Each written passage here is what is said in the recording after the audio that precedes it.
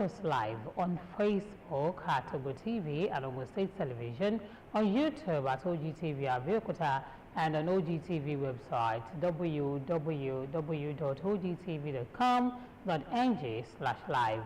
For the latest news and reports, you can check us on these platforms on X, Ogun TV, Instagram, Ogun State Television, or you download the OGTV app on Apple Store and Google Play Store.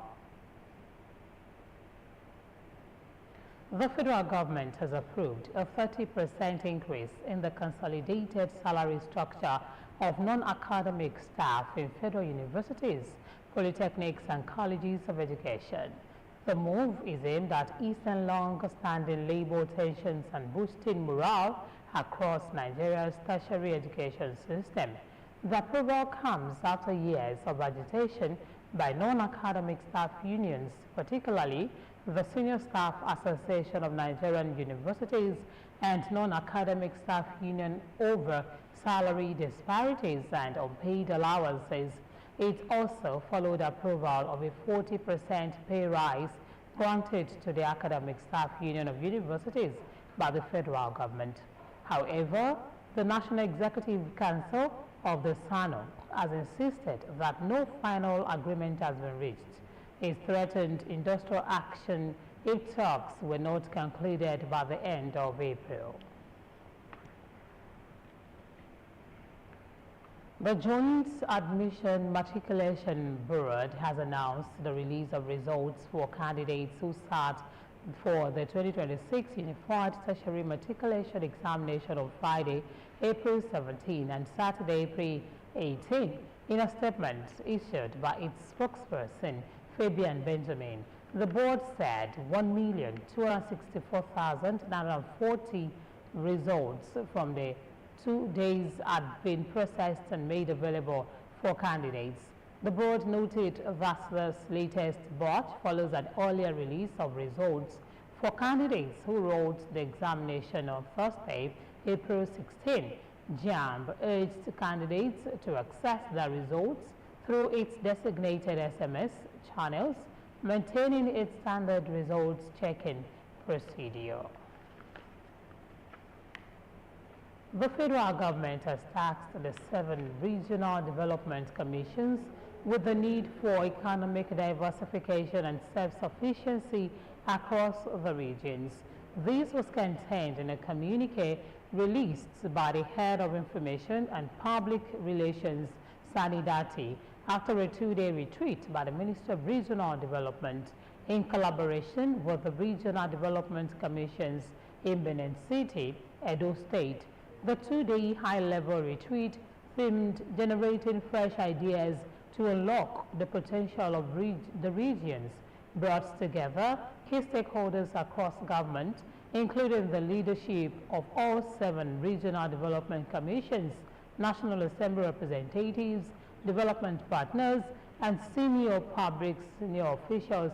According to the communique, the federal government also used the retreat to serve a decisive course for accelerated regional development. The federal government has earmarked 1.371 billion naira in the 2026 appropriation bill for the prosecution of Boko Haram terrorism and related cases under the Federal Ministry of Justice, representing a sharp increase from the 530 million naira approved for similar cases in 2025. The 2026 revision was drawn from the appropriation bill, as the Budget Office of the Federation had yet to release the detailed breakdown of the 2026 budget recently signed by President Bola Tinubu on Friday, signed the 2026 appropriation bill into law, approving a total budget of 68.32 trillion naira for the fiscal year. The budget includes 5.41 trillion naira for defense and security, reflecting the government's continued focus on tackling insecurity. Analysis shows that the security allocation represents about 7.9% of the total 68.32 trillion naira budget.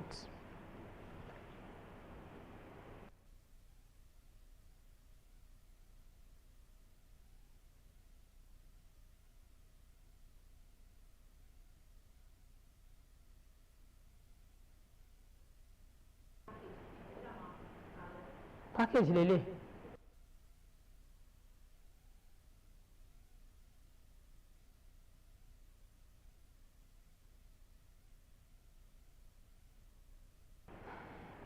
In a bid to reposition its veterinary services department for improved performance, the Ogun State government has commenced the renovation of veterinary facilities across the state.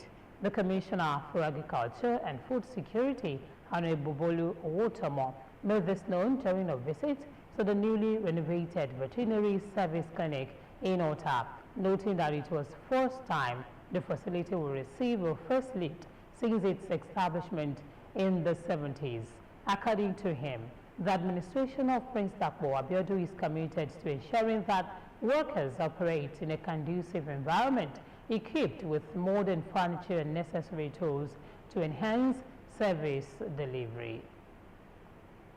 He added that the renovation underscores the fact that the present administration's yellow roof revolution is not limited to schools, primary healthcare centers, and housing, but also extends to the agricultural sector. The commissioner further warned individuals encroaching on government assets to desist, stressing that defaulters would face appropriate sanctions. The first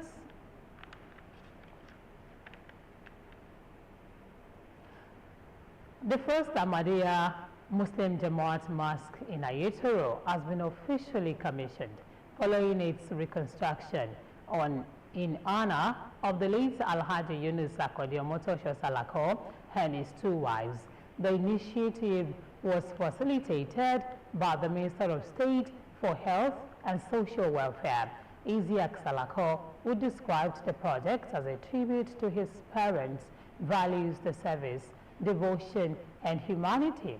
Our reporter, Margaret Okunlola, was at the commissioning. We'll bring you that report.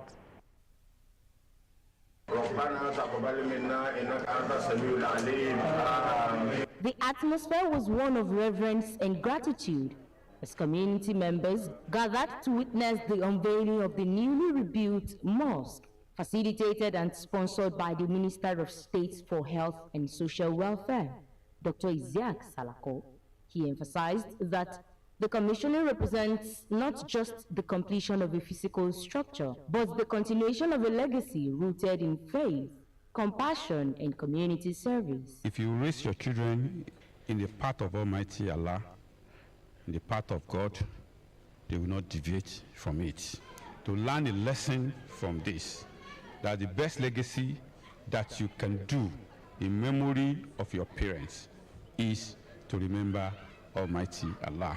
And that is the message I would like parents and children to take along from this thing that we have done. Amir of the Ahmadiyya Muslim Jamaat of Nigeria, Alhaji Alatoye Folorunso, said the project stands as a symbol of faith, legacy, and community development, bringing together religious leaders, dignitaries, and residents in celebration of a renewed place of worship. Almighty Allah had said in the Holy Quran, "Walillahi yasjudu man fis samawati wal ard." Everything, in the world submit to me willingly or unwillingly. This is part of the willing submission to Almighty Allah. This house is the house of Allah for people to get closer to Almighty Allah, and whoever gets to get closer to Almighty Allah will be a friend of Allah. Dignitaries and religious leaders commended the initiative, noting its significance in strengthening unity and devotion among worshippers. Things like this will go a long way in encouraging our people. Things like this will go a long way in appreciating the fact that our forebears, they really made effort in ensuring that things like this happen in our community. Community members and Muslim faithful expressed appreciation for the gesture, emphasizing how the rebuilt mosque will enhance their worship experience and serve as a hub for communal activities. Many described the project as timely and impactful. Margaret Okunlola, OGTV News. Former Kaduna State Governor Nasir El-Rufai has alleged a fresh plot to implicate him in criminal activities warning of what he described as coordinated efforts to damage his reputation and frustrate his release on bail. The former governor is expected to appear before the Kaduna State High Court on Tuesday, April 21st, for a ruling on his bail application. The trial judge, Justice Darius Krobo, had fixed the date after hearing argument from counsel, but in a statement issued by his media advisor, Muyiwa Adekeye, El-Rufai warned of malicious orchestrations allegedly aimed at ensuring his continued detention.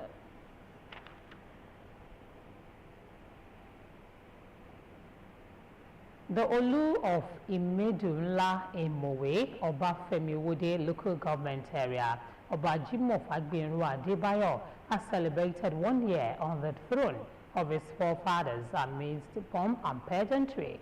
The anniversary also provided an opportunity for the monarch to strengthen national governance by installing selected illustrious sons and daughters of the town as chiefs. Elizabeth Eso reports. In Medunla, a town in Mowe under Obafemi Wode local government area, was created about 12 years ago. Obajimo Fagbinru Adebayo served as the Baale before his elevation as the first Olu of Imedunla in March 2025 by Ogun State Governor Dapo Abiodun. The monarch was joined by royal fathers from within and outside the local government area, as well as community leaders, family members, friends, and well-wishers to celebrate 1 year of a peaceful reign marked by visible development.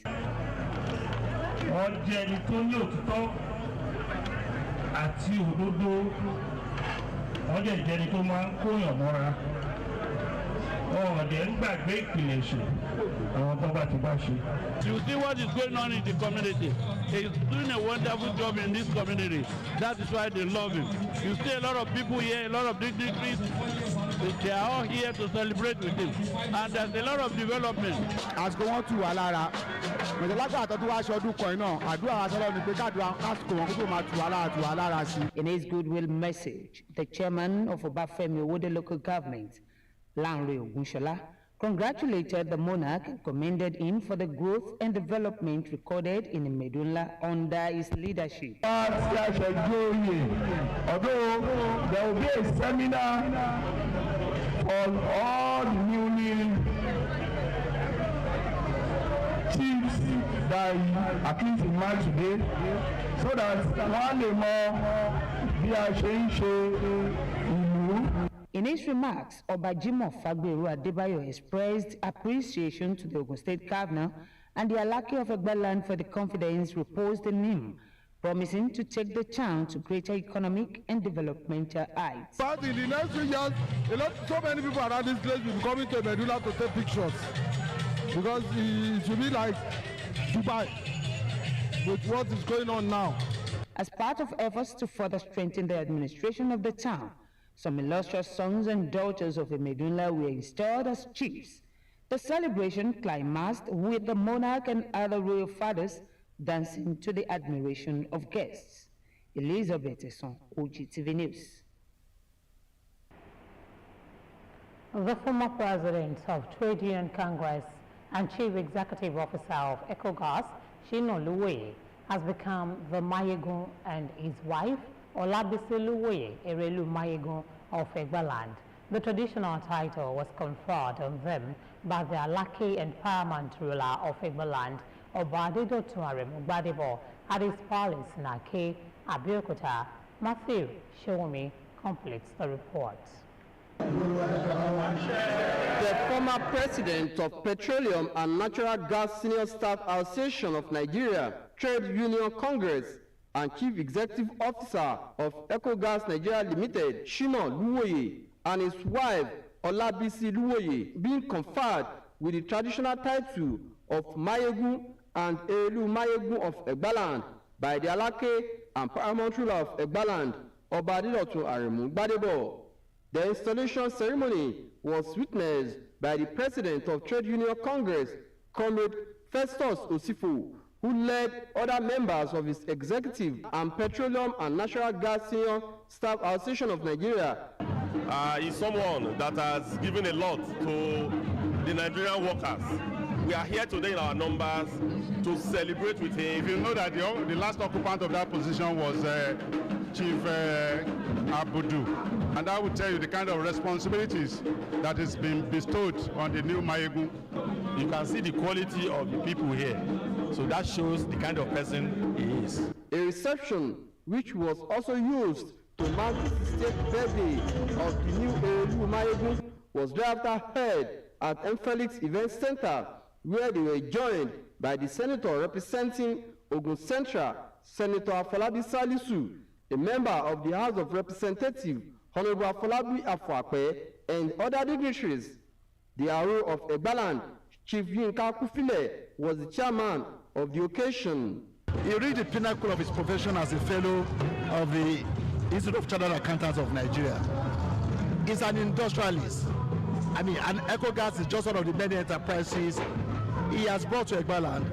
He has contributed so much to the community. He has employed so many people. His company is moving on, having so many branches.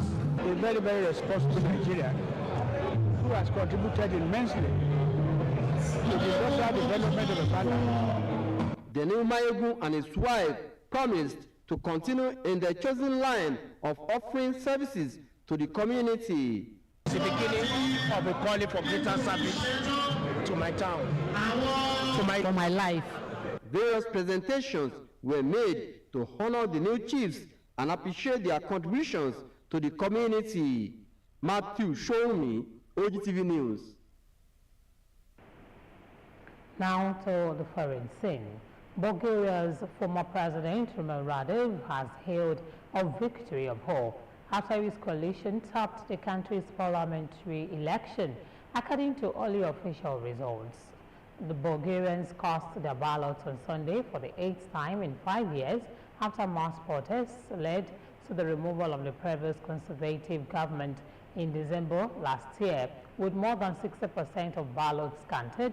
The Central Election Commission said Radev's Progressive Bulgaria PB coalition had won about 45% of the votes, enough for an outright majority of at least 132 seats in the 240 seats parliament. The results placed PB well ahead of the Liberal We Continue the Change Democratic Bulgaria PPDB coalition on 14.26%, and former Prime Minister Boyko Borisov Conservative GERB Party on 13.1%. And now to the world of sports. Manchester City closed in